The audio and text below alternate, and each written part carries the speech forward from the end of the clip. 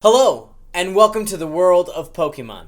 My name is Professor Noki, and you're here for the news with Noki on Noki Talks.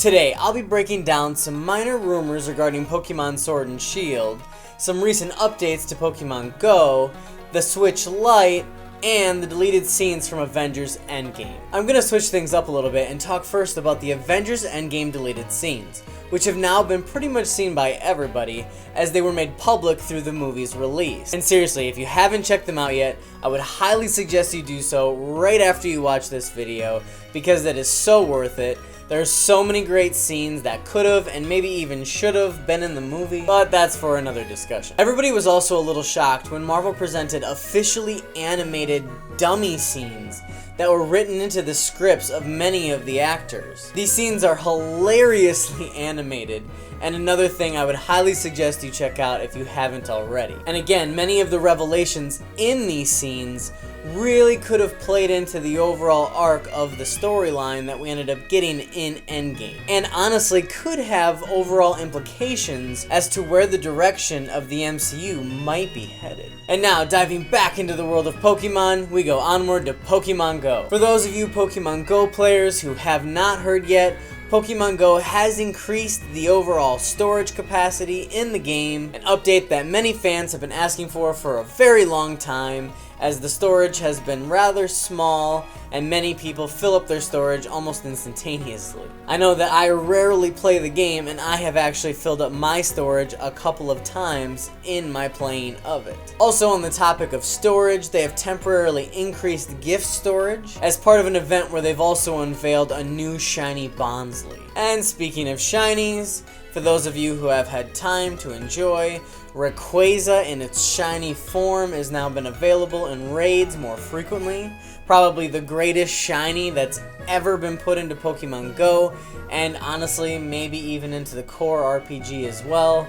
Although, there are some that could very easily tie for that title in my opinion. But aside from all that, it's really been making me want to get out and catch one for myself. However, that would really require a lot of training. Another chance to get shiny Pokemon would be in the Community Day, this time featuring Ralts. Ralts has always been one of my absolute favorite Pokemon, obviously hailing from one of my favorite regions, and I'm really excited to go out and catch one for myself. With all of these awesome Pokemon that have been coming out in raids and their shiny forms and the Community Days, I'll be very interested to see which ones are able to be transferred into Sword and Shield. And speaking of Sword and Shield...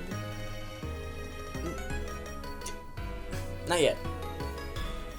When the Switch Lite pre-orders went live earlier this week, the Sword and Shield version sold out almost immediately in most retailers, proving that not only is this going to be one of the most popular versions of this console, but that Nintendo does have the capacity of selling a lot of these consoles if they just make exclusives based on the different games that they feature on it. Alright, you can come out now. And on to the minor rumors surrounding Pokemon Sword and Shield. First of all, for the anime, where there has been a recent rumor circulating in the rumor mill that this will be done in the X and Y style of the anime, much like I kind of hypothesized in my Pokeverse video. And one of the most notable aspects from this rumor, at least to me, was that there was going to be a hyena Pokemon that is going to be following Jesse and James around and pulling pranks on them consistently throughout the anime series. And like I did state in my Pokeverse video, if the anime does return to the X and Y style,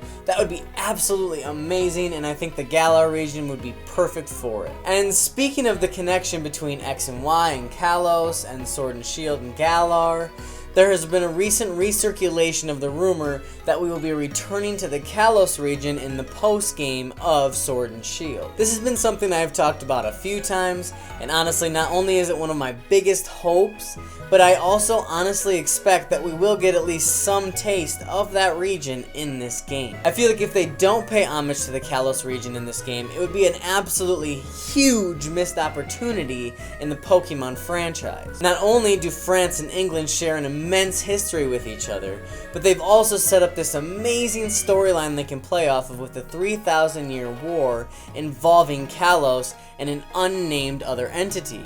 which very easily could end up being the Galar region. Maybe even tie into some form of explanation as to why the Dynamaxing and Gigantamaxing phenomenon occurs. The rumor itself plays off of the idea that there are two possibly matching ship ports in which you could travel between the two regions, but honestly I still feel like that train track that runs down the southwest of Galar is way too conspicuously placed to be leading south into the Kalos region, possibly to the Kurway train station that absolutely led nowhere in the X and Y games. And this is one aspect to these games that I'm extremely impatient to find out about. And for the final rumor that's really been churning about, it looks like we possibly could have a new trailer or some form of new information about Pokemon Sword and Shield dropping this upcoming week. The talk of the town is that it's going to possibly happen on Monday the 5th or Wednesday the 7th. And although that remains to be seen, it would really make sense considering we haven't seen information for quite some time about the games,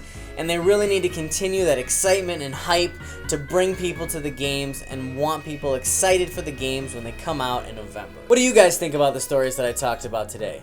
Let me know in the comments down below, and I look forward to conversating with you. Thank you so much for watching. And until next time, this has been Professor Noki signing out once again for Noki Talks.